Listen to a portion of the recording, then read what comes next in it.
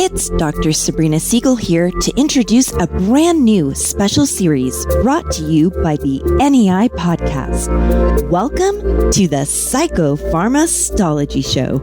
In this special series, Dr. Andrew Cutler interviews Dr. Stephen Stahl on the most controversial, novel, and exciting topics in psychopharmacology today.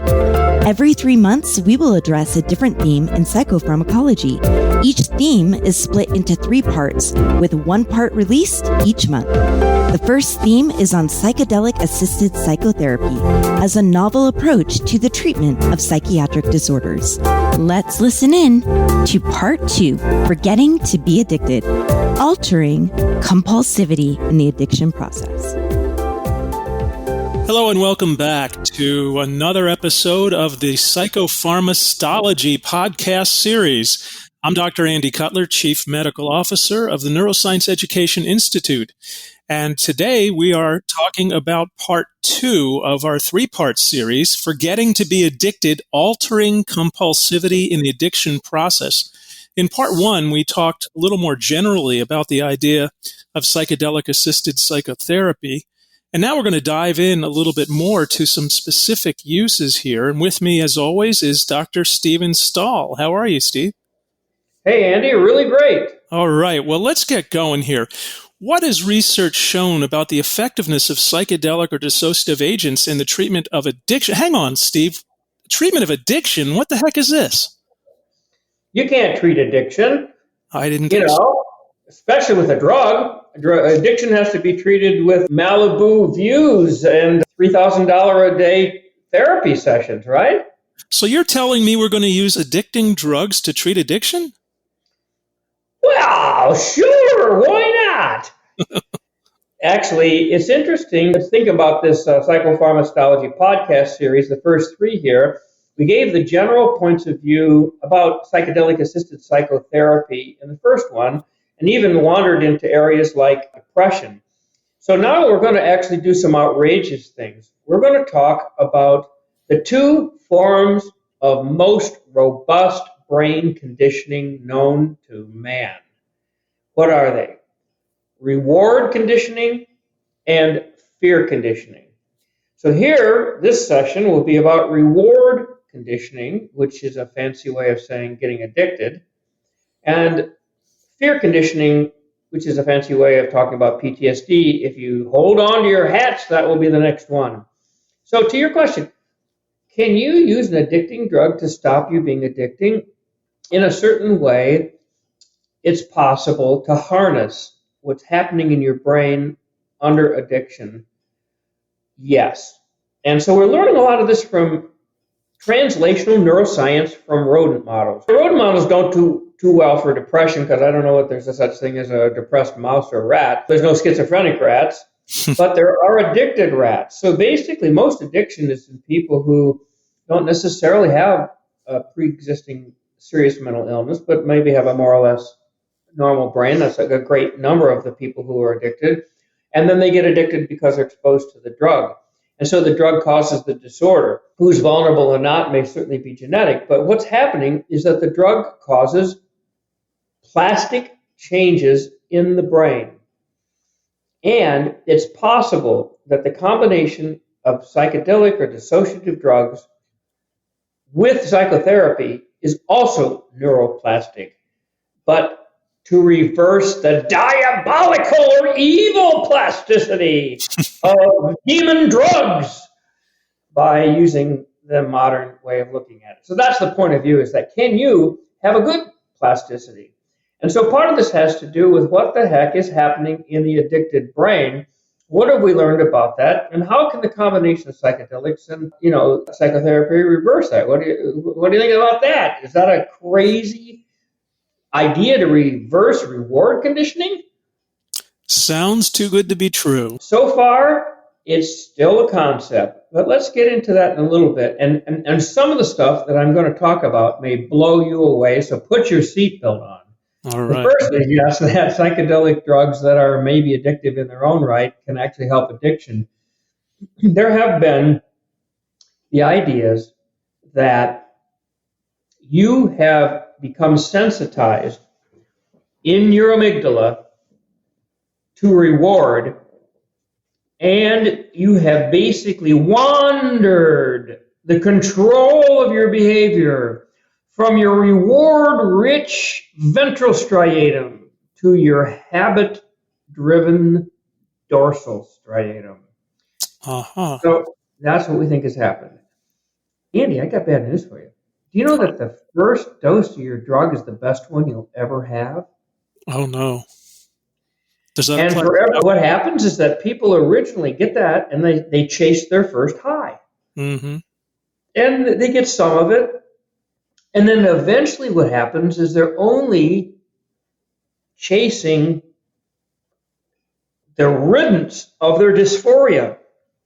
They're not even trying to get high anymore. They're just trying to stop feeling lousy. Mm-hmm. And they're robots.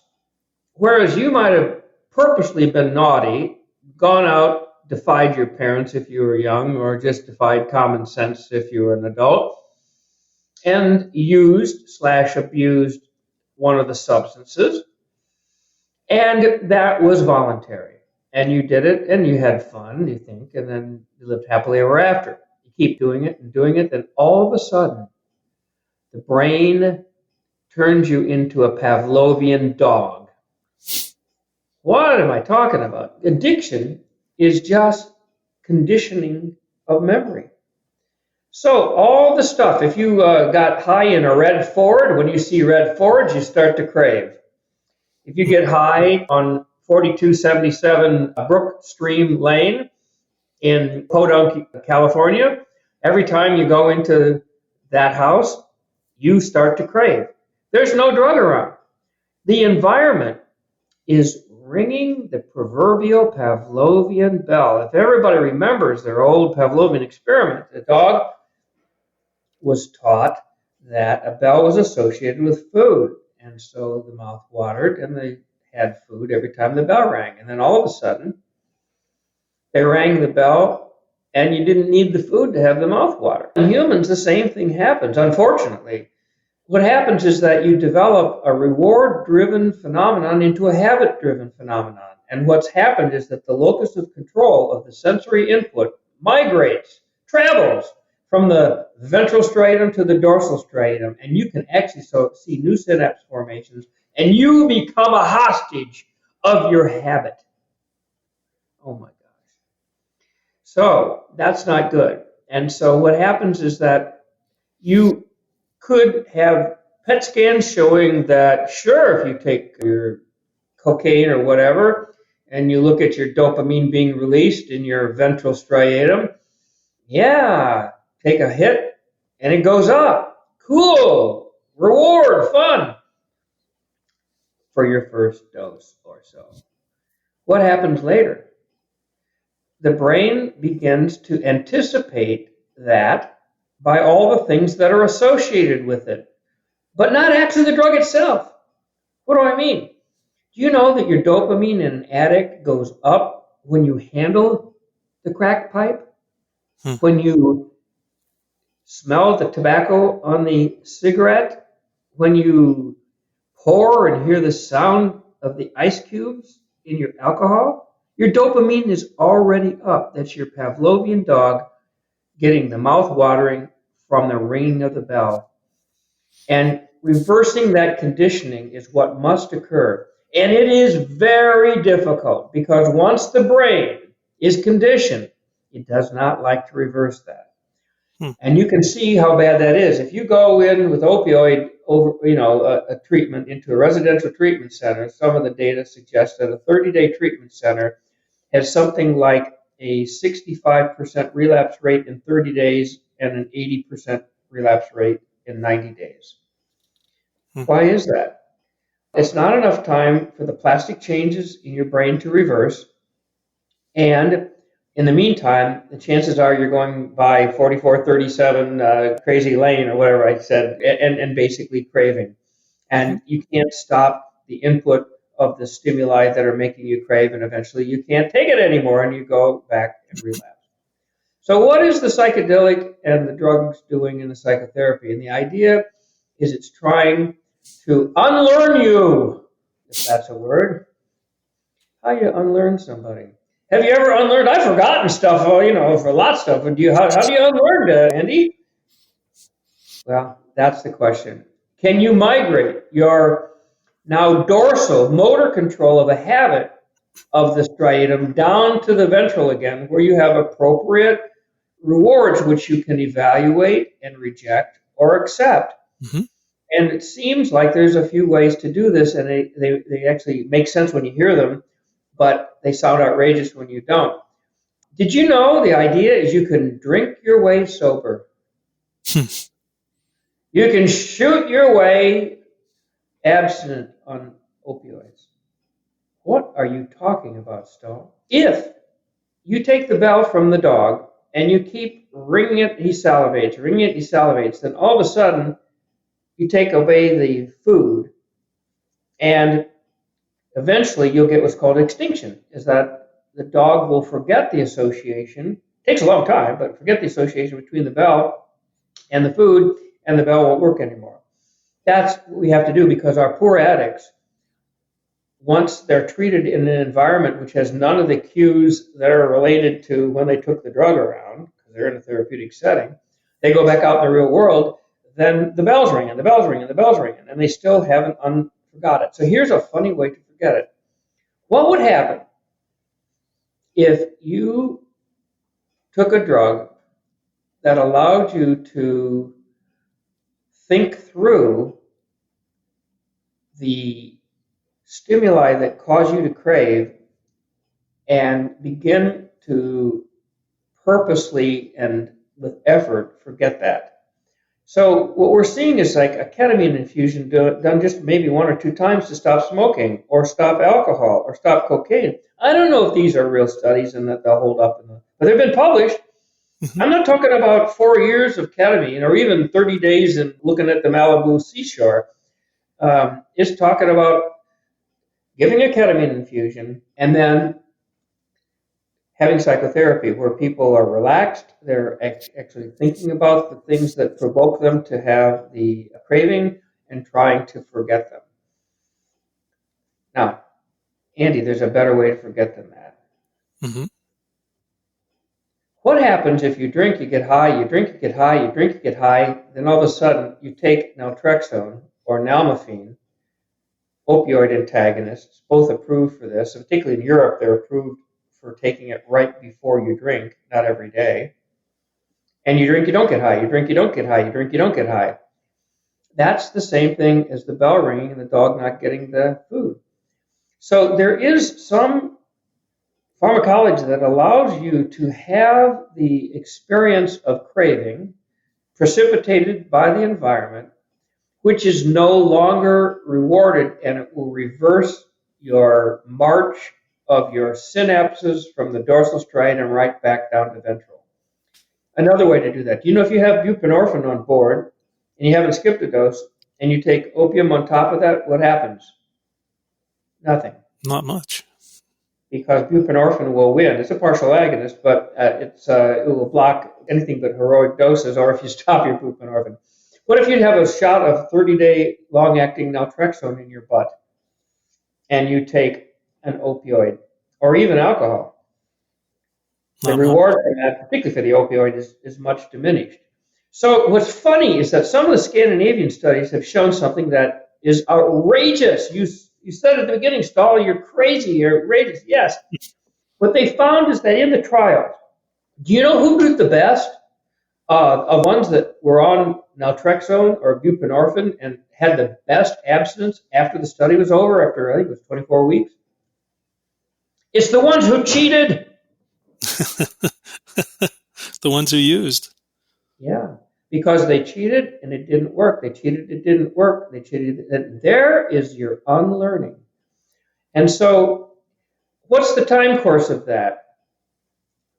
2 years, probably. How long did it take you to get addicted? And how long do you think it actually takes to unlearn the bell ring of the dog?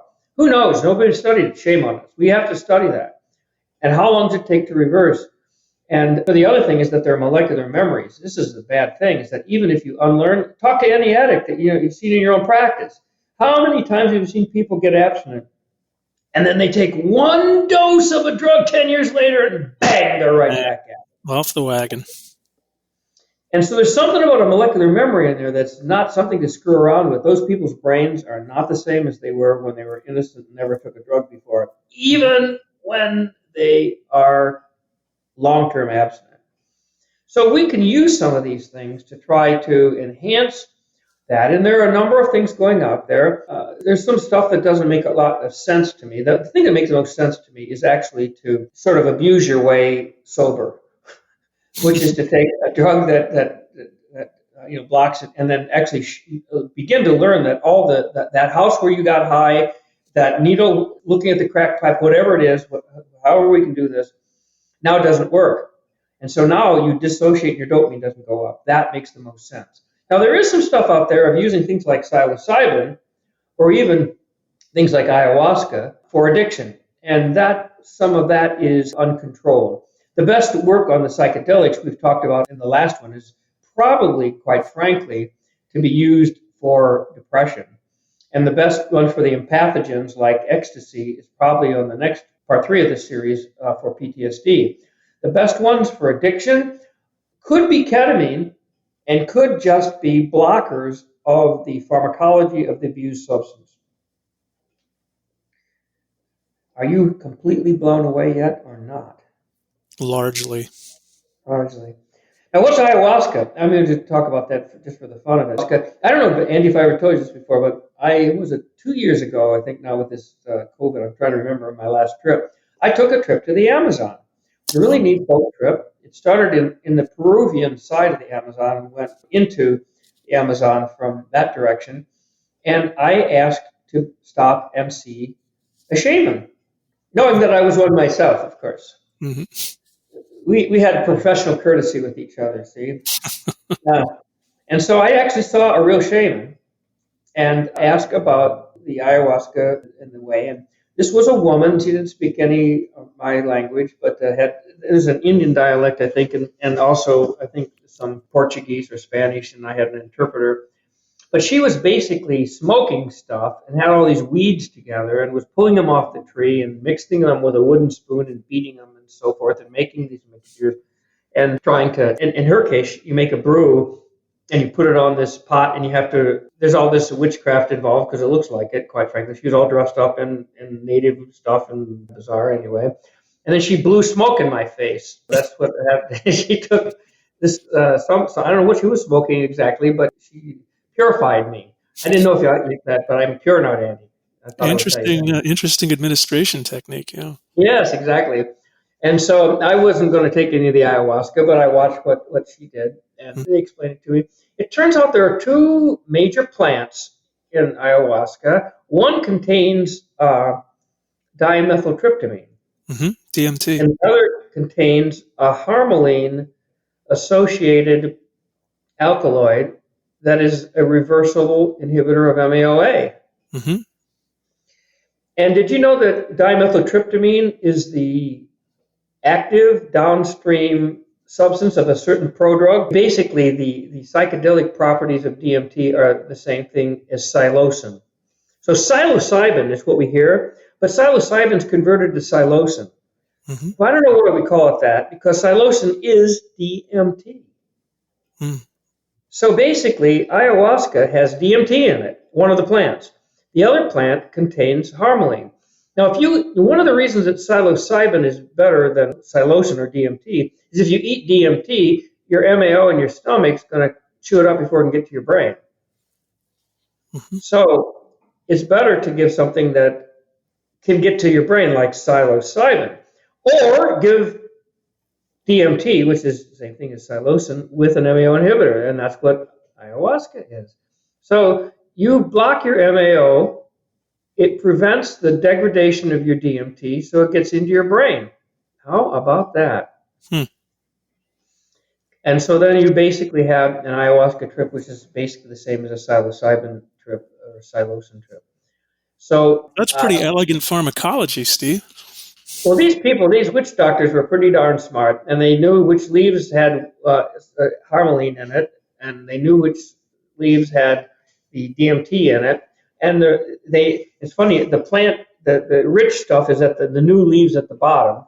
And so it's trying to figure out dosing this stuff is the reproducibility of what's the ratio of the leaves, how do you pound them, how do you get the stuff out, how much water do you put in the thing, how long do you let it boil so that basically it gets concentrated, what dose do you give to people.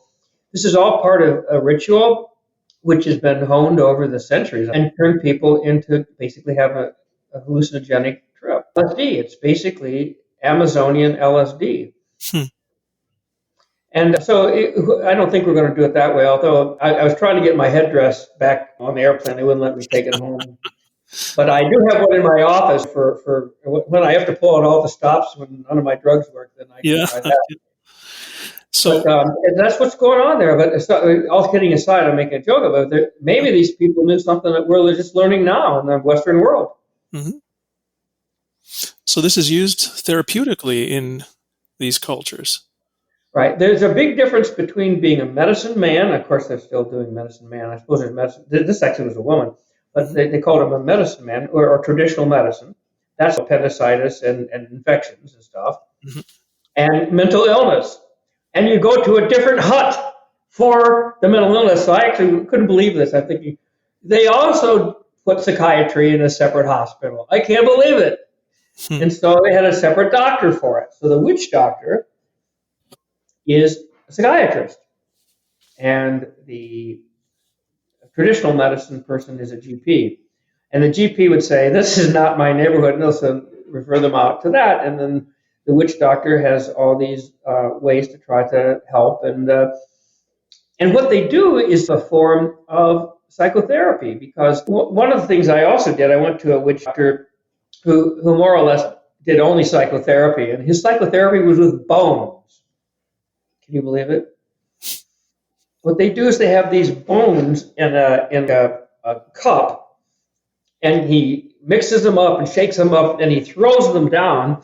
And if they stand up a certain way, they tell him something. So he reads the bones like you would read a palm of a hand, and he'll tell your future or what's wrong with you. And so some of this is baloney, but what's happening in the meantime is he's talking to you, he's soothing you, he's relaxing you. Same thing with the ayahuasca lady. A religious experience. So you're kind of getting into it. I tried to get into it as much as I could.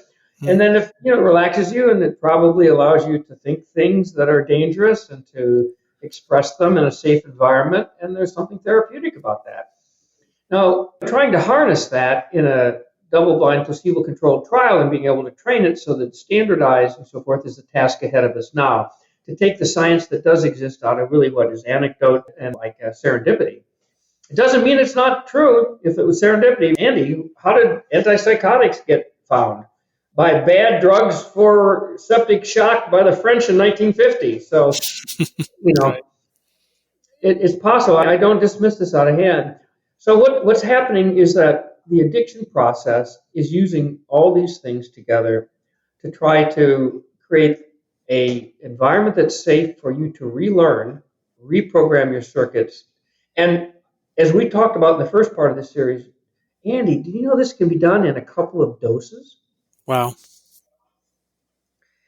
The plasticity of the brain, we've gotten used to the fact that our monoamine reuptake inhibitors and so forth tend to take weeks to work, right? And so we're thinking that the plasticity changes are long-term or at least delayed, and they are. But there's all sorts of drugs, like the psychedelic drugs, that work in 2 doses. Now, the psychotherapy that has to be done isn't going to be a 45-minute session with a waiting room and people coming in on the hour. The psychotherapy lasts hours. So what's going to be the future of this is to put somebody into a state where they're poised to have their synapses redirected and then try to direct those synapses towards therapeutic outcomes over a course of a few hours after a dose. Isn't that interesting? Fascinating. Psychopharmacology podcast listeners know how effectively Dr. Stahl's books improve their understanding of a complex field. Good thing there are so many publishing this year. Like the 7th edition of the Prescriber's Guide, it's out now in paperback and spiral-bound formats and features 9 new compounds, injectable and transdermal formulations, and updated warnings and indications.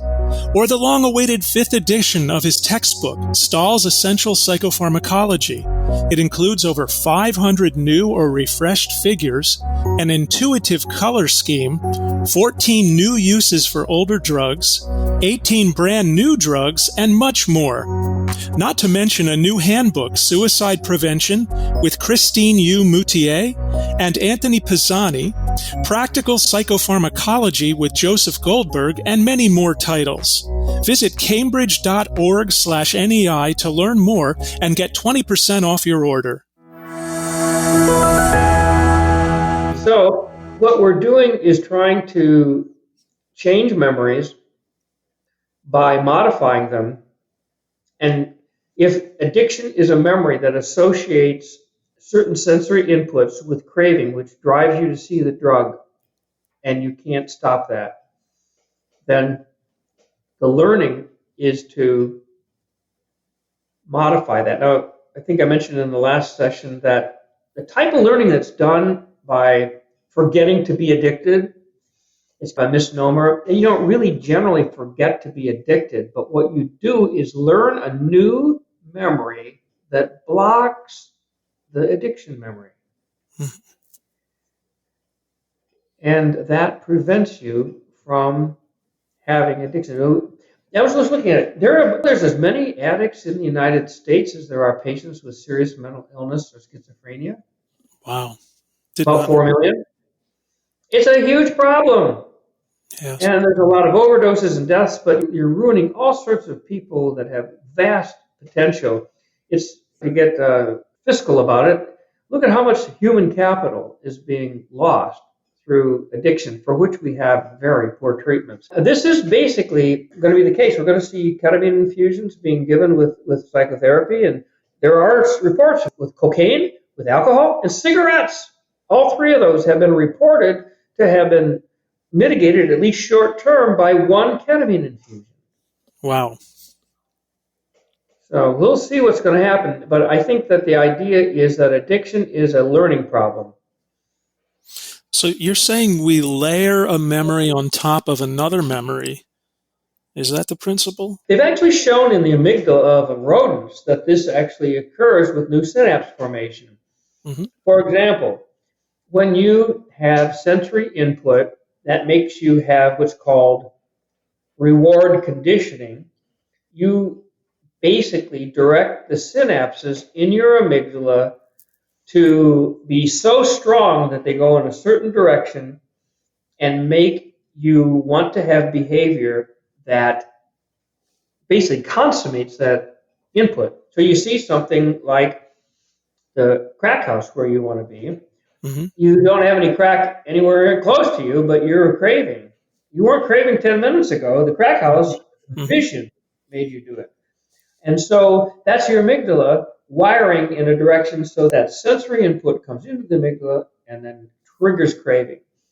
And the way that you then consummate that, or in other words, or basically satisfy that, is that you follow through with the process which stops the craving and gives you relief. It doesn't actually give you joy.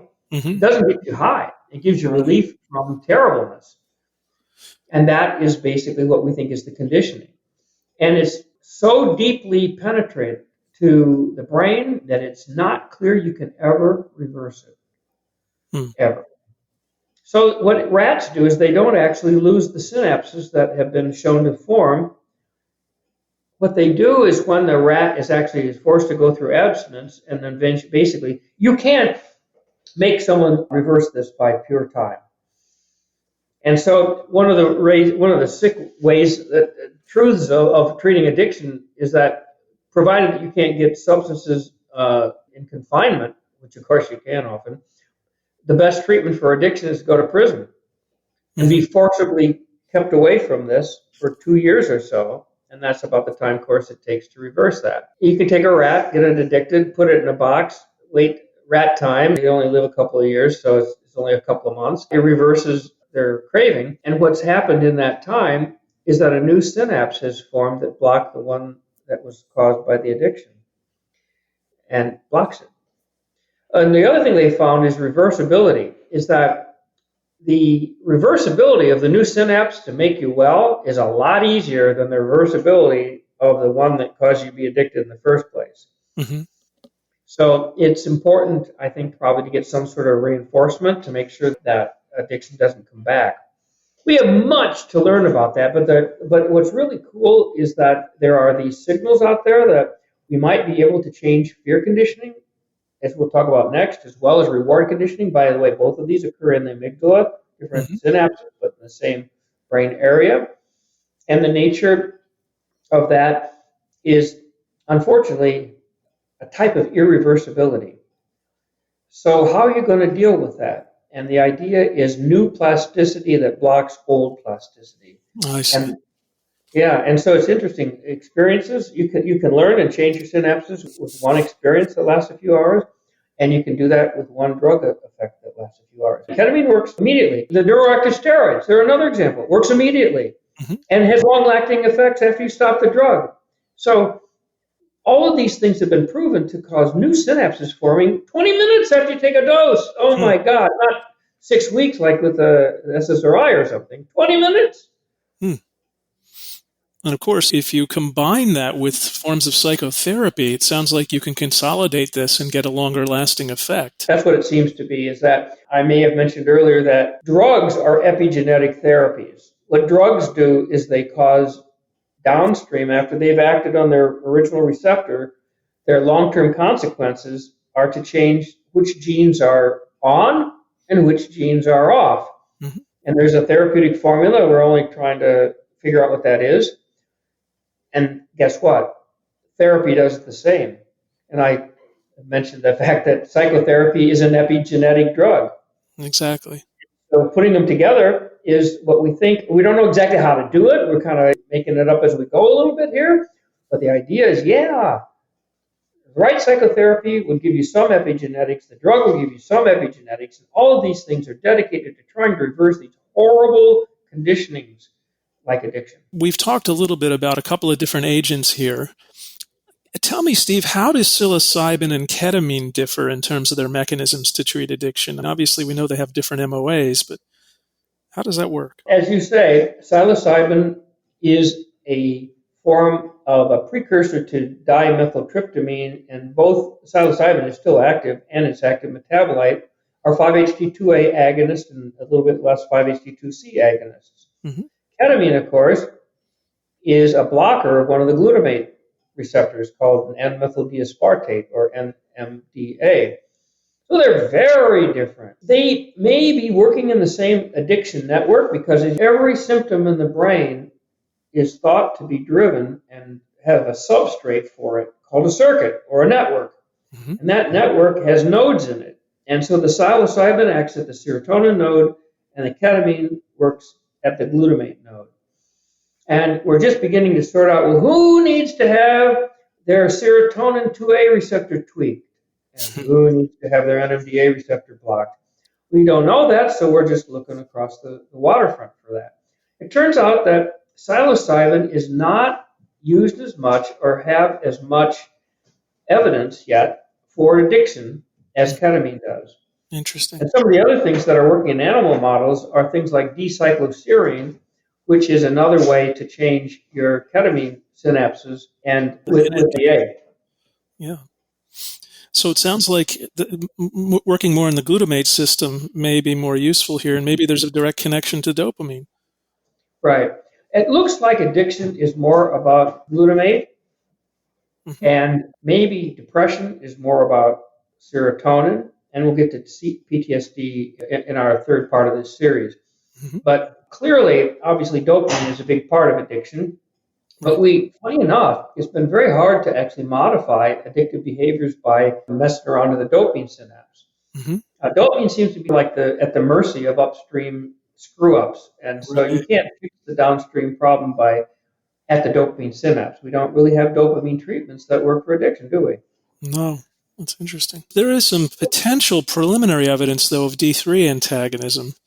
being involved with motivation reward. That's true.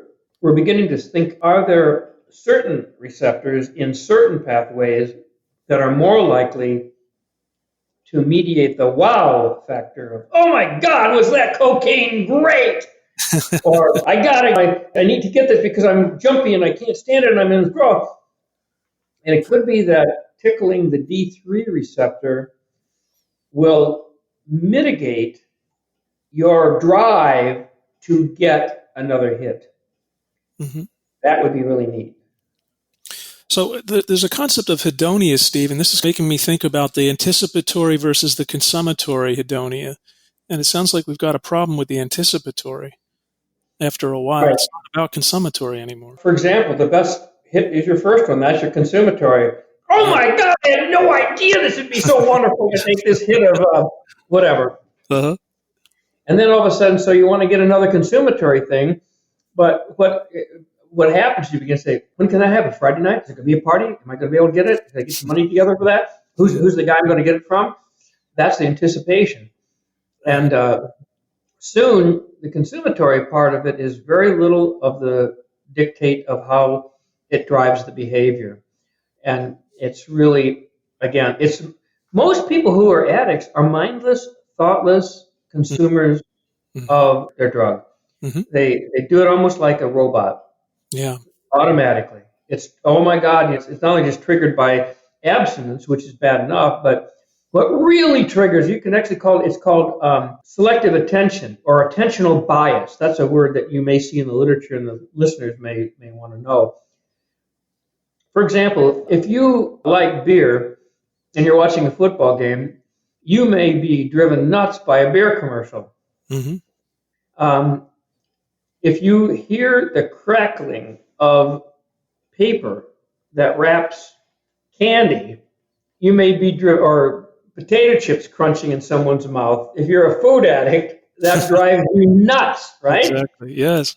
So those sensory things make you crave, and everybody's individual on what does that. And the issue is, can you block the craving and unlearn that? Mm-hmm. Because not everybody who listens to the NFL and hears a beer commercial gets drunk. But the addicts do. And, we need to be able to make those things, they disproportionately pay attention to it. So it's called attentional bias. They're biased to pay attention to the things that they're addicted to.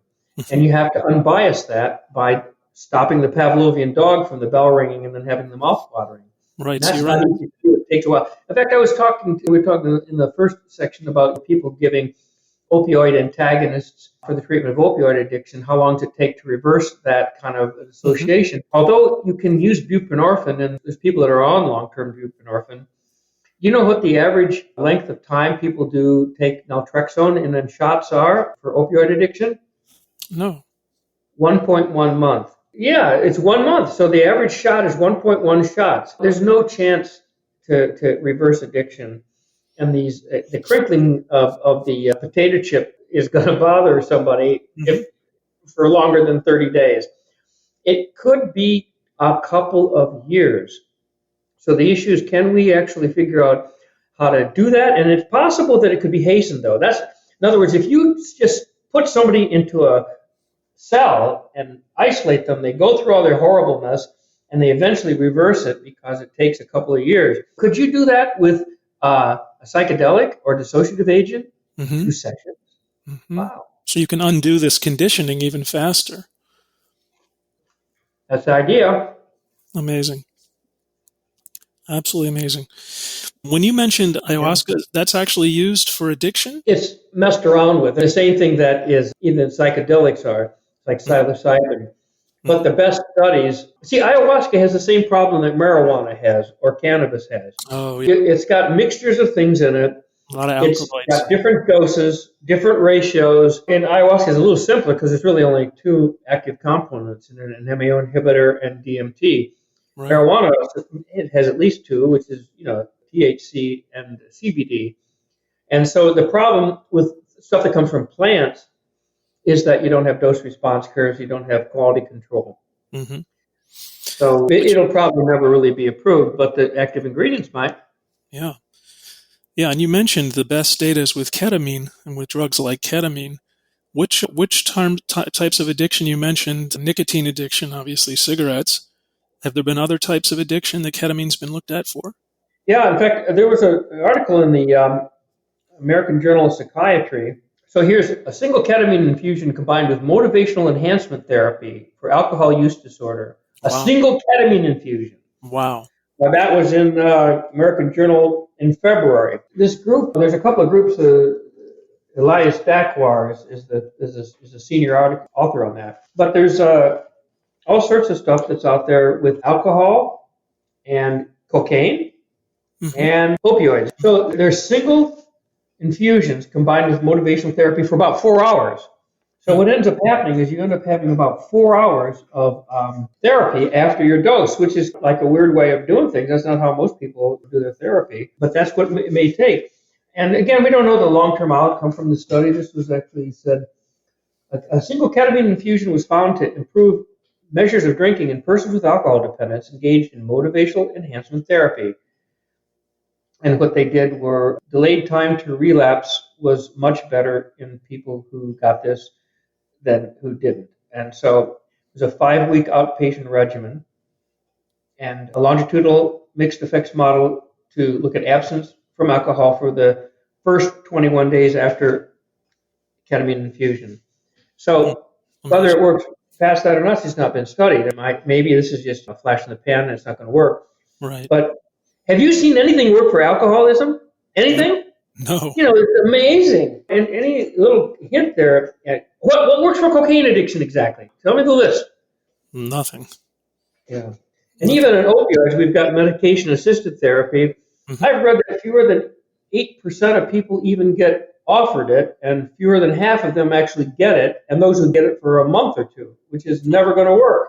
Right. So we're not even using the therapies that exist for the opioids. So this is revolutionizing the idea that maybe regular docs and NPs and psychiatrists, mental health professionals can combine their tools, which are using drugs that may not have to be infused. Some of these could be given orally with psychotherapy, and then having long sessions, but doing a few of them over a very short period of time, over a couple of weeks. This is the paradigm that we're going to see if it can work. That could revolutionize things. So we need more support of that. You'll see a lot of the drug companies are not interested because they want to give drugs lots of time so they make a lot of money. We're going to see a lot of this be more government-supported research. Yeah. But watch out. It's out there. It's very cool. Is very cool. And you're right, drug companies, these drugs, they don't have patents on them anymore. They've been around such a long time. So it's sort of hard to finance it the traditional ways. It sounds like you're optimistic here. You're seeing that this could be a new paradigm shift, this idea of using psychedelics in combination with various forms of therapy to treat a range of conditions. I think there'll be new drugs for lots of different things in psychiatry in the next decade. It's looking better than it did a few years ago. But one of the things that could really be transformative is that since we know increasingly how to treat an addicted rat, that could translate very rapidly into treating humans. So I'm hopeful that we're going to learn a lot more about that, and that'll be transformed in the next decade. This is really exciting stuff, and this has been a really terrific conversation, Steve. I want to thank you very much, and thank you for listening. This was part 2 of our 3-part series, and this one was called Forgetting to be Addicted, Altering Compulsivity in the Addiction Process, part of the ongoing series of podcasts called Psychopharmastahlogy. And please don't forget to check out part 1, which was called Now You See It, Now You Don't, The Power of Psychedelic-Assisted Psychotherapy. And also, please check out part 3 coming up, Forgetting Your PTSD, Using Disruption of Reconsolidation to Forget Traumatic Memories. So thank you for listening, and thanks, Steve, for your conversation. Yeah, thanks for narrating this and being such a terrific host. This episode was brought to you by NEI Membership. The 2021 NEI Synapse Virtual Half-Day Series is included with NEI Membership. Become a member today so that you can register for free for any or all of the monthly half-days, in which Dr. Stahl and colleagues will spend the last Saturday morning of each month sharing cutting-edge research and clinical insights on the topics most relevant to real-world practice. Don't miss out. Become a member today. Visit www.neiglobal.com to learn more.